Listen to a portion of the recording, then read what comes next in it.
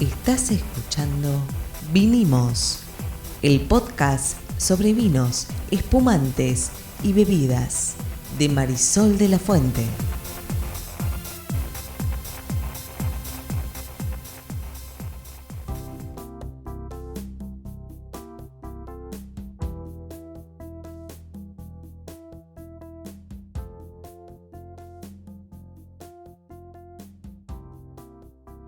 Mi nombre es Marisol de la Fuente y soy Sol Sommelier. Y yo soy Ariel Torres y soy el que hace las preguntas del que no sabe en este podcast.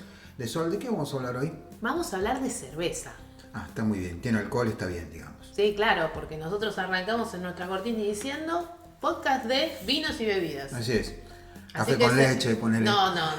Cosas pavadas no. Acá. No, ¿cómo pavada? A ver, el café con leche es una bebida, técnicamente debería entrar. Bueno, pero no importa. No, acá bebidas alcohólicas. Está bien, te entendí. Y si nos escuchan, ¿ves que no? ¿Será que nos escuchan mejor? ¿Vos qué decís? No, nos escuchan como siempre, nos oyen mejor en todo caso. Bueno, ¿será que nos oyen mejor? Sí, nos oyen mejor porque hemos hecho una inversión acá en hardware para que para no tener los problemas de audio que estuvimos teniendo las últimas veces. El audio es una cosa complicada con las computadoras, no vamos a entrar en eso, no es un podcast de computación, ya tenemos unos señales del diario La Nación con Ricardo Sambetman y Guillermo Tomoyose, óiganlo, está bueno, pero el audio siempre es un tema con las computadoras, pero sobre todo son un tema desde siempre los micrófonos buenos son caros y ahora nos deberían estar oyendo mejor, tiene varios modos de captación, por eso nos van a oír en 2 canales, con imagen estéreo, todo el rollo. Así que, para que vos nos escuches cerveza en estéreo. Fuerte y claro, cerveza en estéreo. ¿Con soda? No, bueno. Soda estéreo no, cerveza estéreo. Cerveza estéreo muy bien. es esto. Bueno, se hubieran cumplido 62 años de Cerati, uno de los músicos más originales que ha dado la Argentina y que lamentablemente falleció muy joven.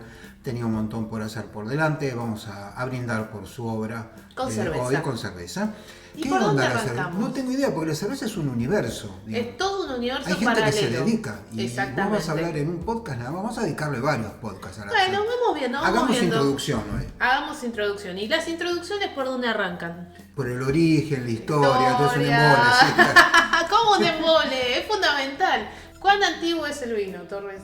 El vino por lo menos 6.000 años. Muy bien, me prestás atención entonces cuando hablo. No tengo facilidad para recordar números, digamos.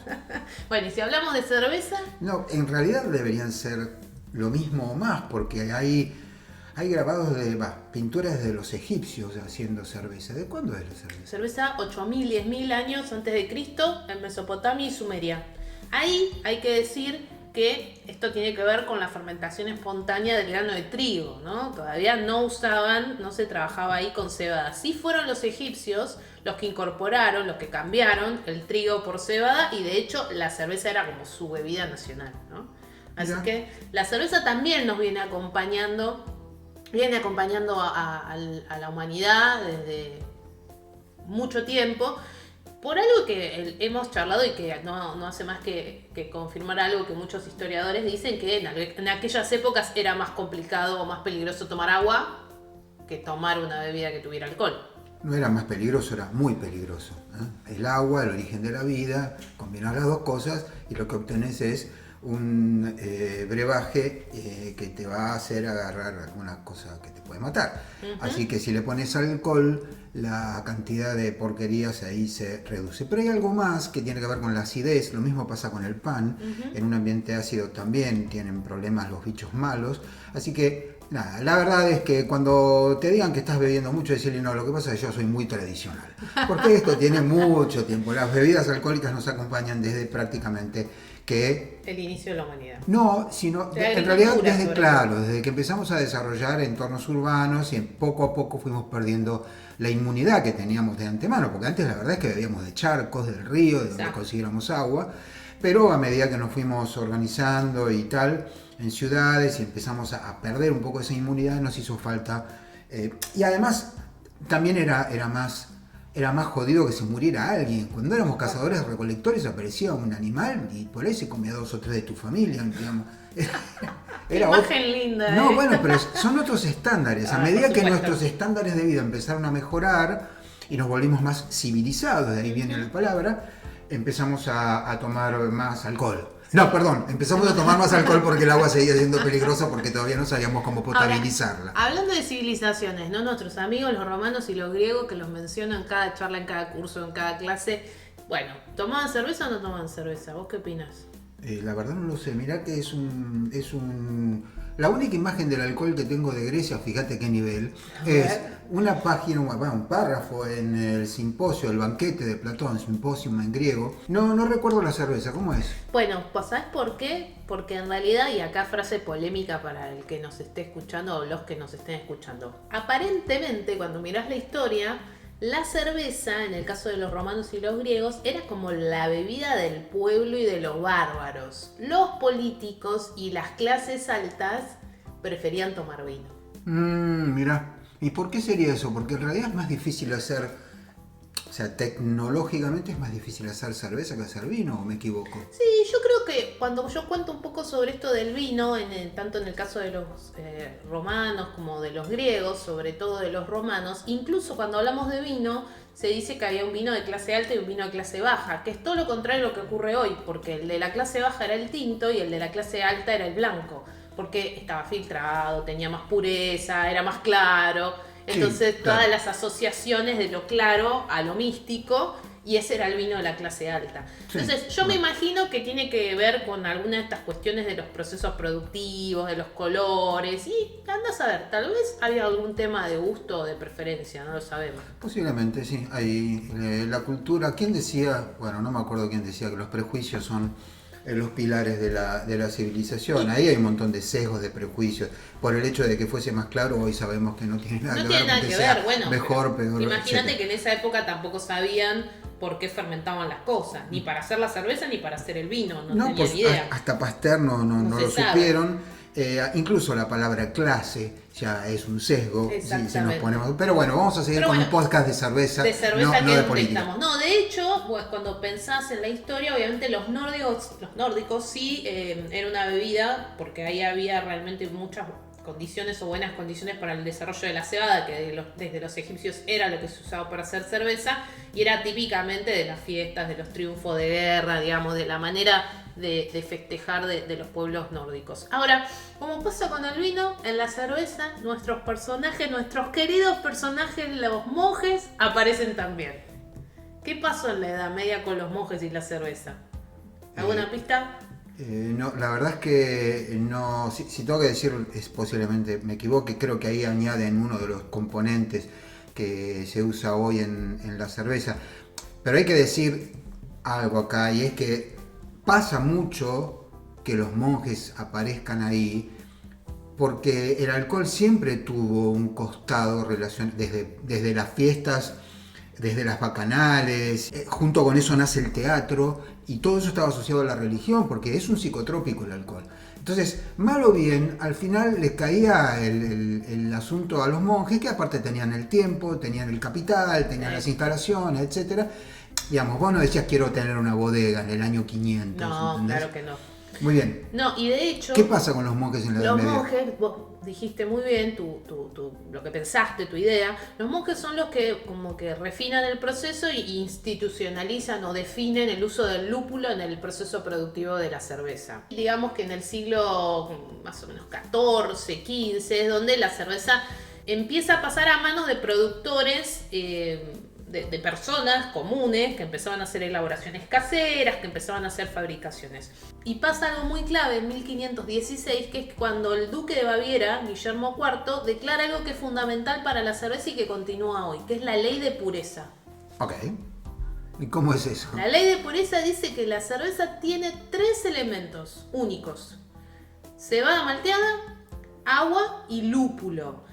La levadura, que hoy es un elemento del proceso productivo desde hace muchísimo tiempo, no me maten los expertísimos en cerveza, es un elemento del proceso productivo, se añade, se suma después de los descubrimientos de Pasteur, ¿sí? Y ahí empieza a hacer impacto en el siglo XIX, en la elaboración de cerveza, la teoría de Pasteur y la inclusión de las levaduras. Sí, en ese momento podría ser una teoría, hoy sabemos que no es una teoría, es así.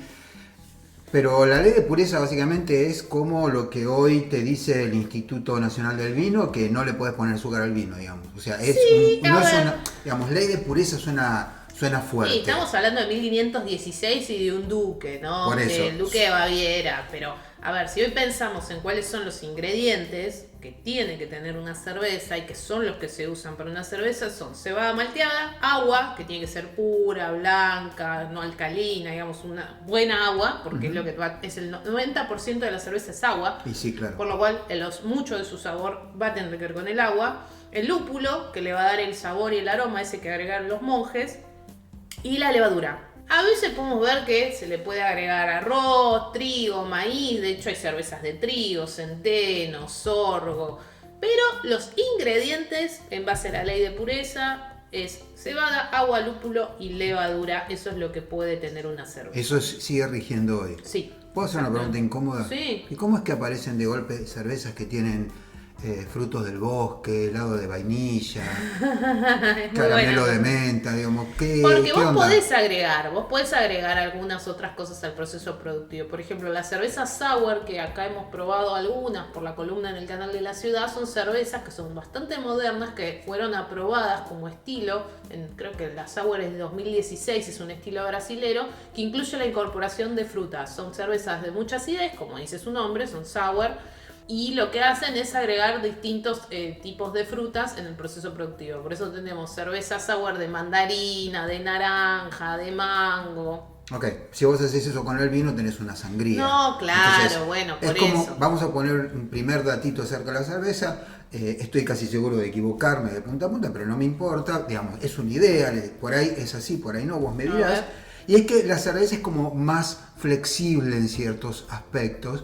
Que el vino. El vino, donde vos le pusiste alguna otra cosa, viene el Instituto del Vino y te dice esto no es vino.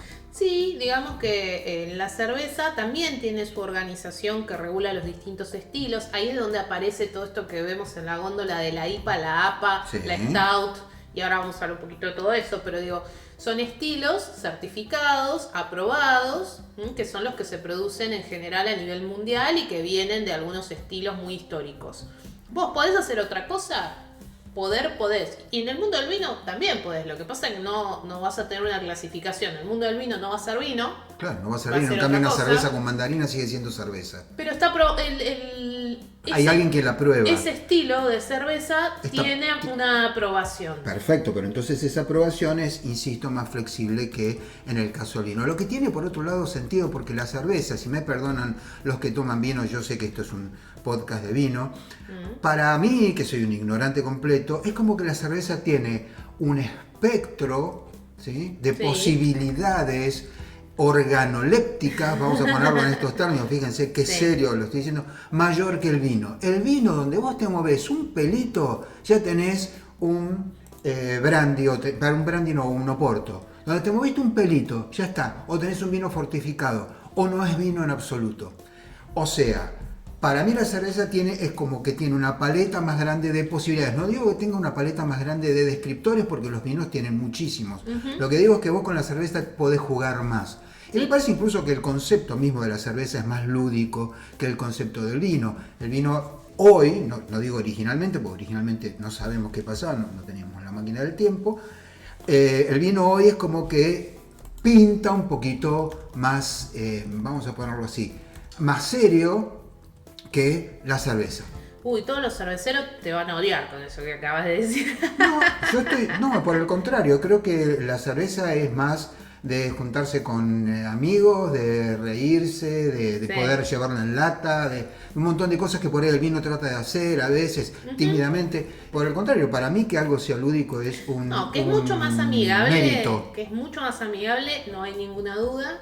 Es más flexible por esto que vos acabas de contar, sí, también es más flexible, pero no hay que olvidarse, y acá vuelvo un poco a la estructura de la cerveza, ¿cuáles son sus componentes claves? Porque vos hablabas recién de sabores y demás. Es verdad, si vos le agregás mandarina o le agregás pomelo, y va a tener un marcado gusto frutal. Ahora, el lúpulo sigue siendo el principal elemento saborizante. Es la que le va a dar el amargor, es la que va a contrastar contra el cereal, la dulzura del cereal, de la cebada, y además todo eso, que es súper importante, es el antiséptico natural de la cerveza, ¿no? Es el que se utiliza o que se agrega como antiséptico.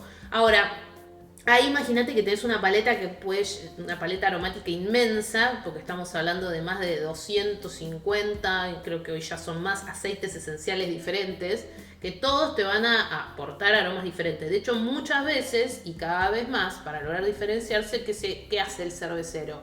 Innovación o desarrollo mezclando lúpulos distintos. Hay varios tipos de lúpulos. Hay muchísimos.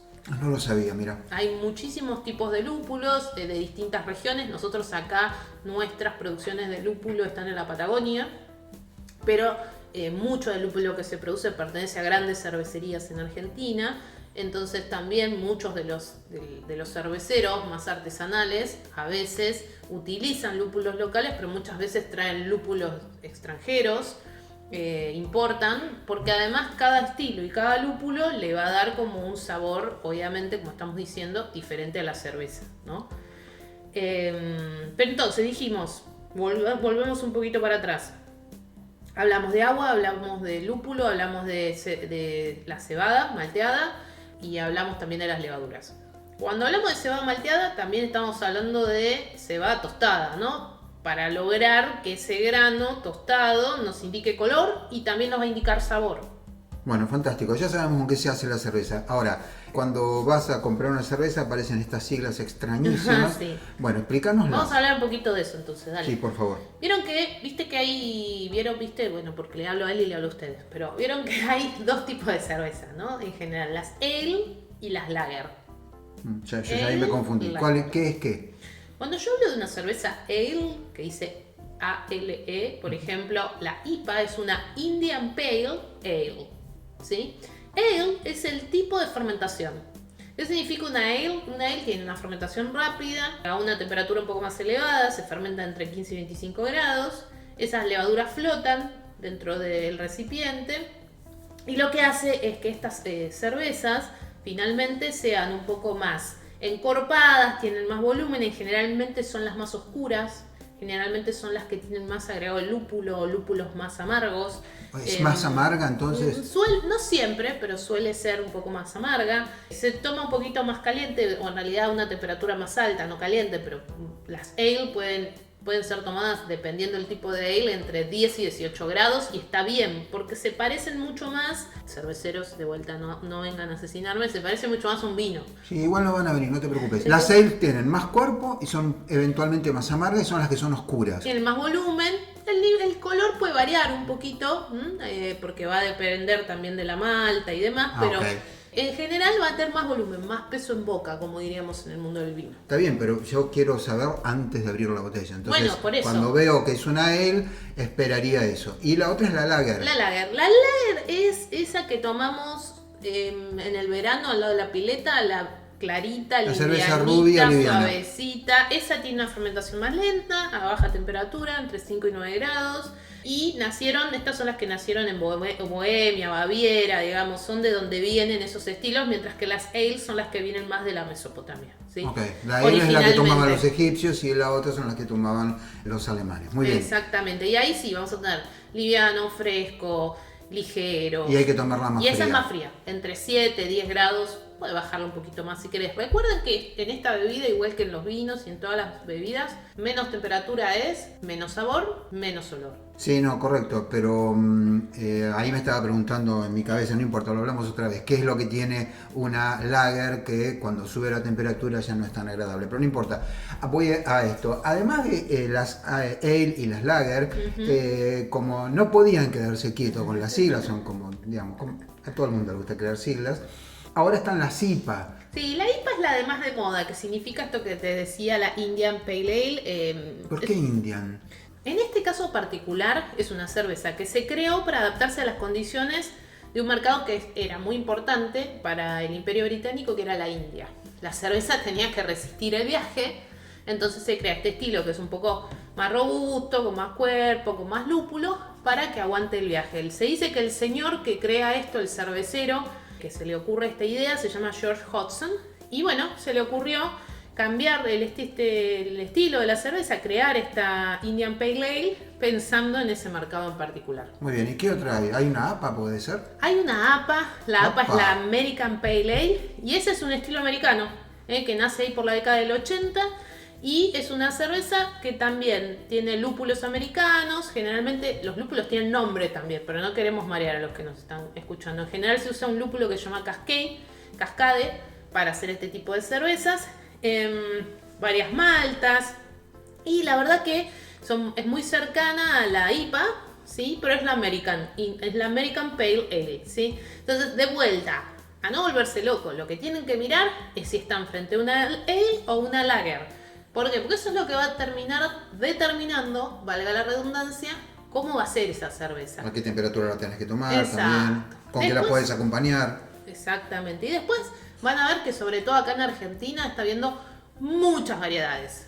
No hablamos, por ejemplo, de las Stout, que son las más pesadas, las más robustas, la típica cerveza negra. O la Porter, que es como una Stout, más ligera. Las que son las Barley Wine, que yo he hablado de esas en mi columna en la tele, que son las que a veces tienen o agregado de mosto de uva o pasaron por barricas de vino. Bueno, estilos hay muchos. Lo importante es entender si estás frente a una cerveza más suave o a una más robusta, por ahí para acompañar una comida. Y eso te va a determinar un poquito cuál va a ser la sensación. De hecho, hay más amargas, menos amargas. Ahí aparecen los IBUs, que son los que determinan el nivel de amargor. Las graduaciones alcohólicas son distintas. Tenemos algunas con menor graduación alcohólica que otras. Bueno, todo eso va de la mano de los estilos, ¿no? Cuando lean IBU, es la Unidad Internacional de Amargor. Básicamente lo que nos va a decir es cuál es el nivel de amargor. Por ejemplo, una cerveza lager generalmente va a andar en 10 IBUs, mientras que una Indian Pale Ale va a tener 60.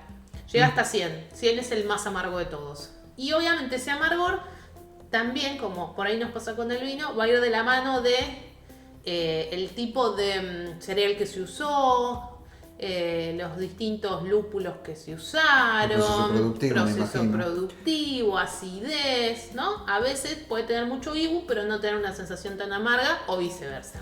Bueno, como verán y como adelantamos, el tema de las cervezas da para Largo. 1 millón de podcasts, pero hoy quisimos dar un panorama de cómo se originó. Se originó igual que el vino y que muchas otras bebidas alcohólicas, de las que nunca hablamos todavía, pero que ya vamos a hablar en algún momento. Y hay básicamente dos grandes grupos, que son las Lager y las Ale. Simplificando, ¿no? Simplificando mucho. Por ejemplo, no hablamos de las cervezas negras, que hay una legión de gente que es fanática de las cervezas negras. Y hoy estamos viendo una especie de explosión de variedades en la Argentina, que existen en otros países, pero seguro. las estamos viendo acá. Y bueno, le dedicaremos más de este podcast que se llama Mínimos. Mínimos Podcast. Nos vemos en el próximo capítulo. Chao.